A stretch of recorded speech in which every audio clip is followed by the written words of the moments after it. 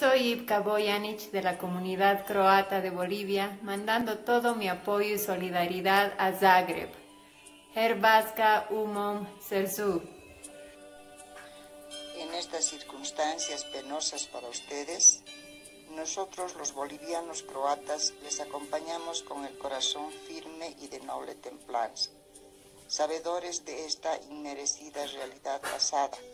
Enaltecerá sin embargo sus espíritus, que la grandiosidad del alma croata se eleva sobre toda situación, sea esta bienhechora o adversa, y que junto a ustedes, nuestros hermanos de sangre, lloramos por los que han perdido, pero conscientes de que solo se adelantaron y en el tiempo que llega se encontrarán con los seres que amaban aún más que antes. Que nuestro divino Dios aligere su dolor.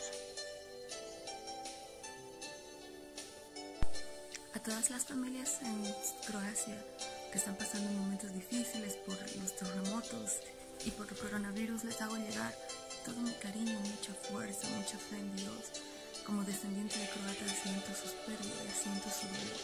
Un abrazo desde la comunidad croata de La Paz, Bolivia. Mi querida Croacia, nuestro corazón está con ustedes. Sigan adelante confiando en Dios. Él es bueno y sabe por las situaciones que están pasando. Él estará a su lado para ayudarles. Están en nuestras oraciones. Un abrazo desde Bolivia. Les golpeó doblemente. Es un tiempo de prueba, tiempo de sacar fuerzas a pesar del caos. Vamos, amados paisanos, saldrán de esta como lo lograron nuestros abuelos en el pasado. Ahora será un tiempo de cuidar a la familia, de comulgar con Dios y escuchar su respuesta. El consuelo y paz llegará a sus corazones. Sigan con fe, mi pueblo amado, ya pasará la prueba. Después seguiremos disfrutando de la belleza natural, mágica, hermosa de nuestra amada tierra. Un abrazo fuerte. Ana Grace.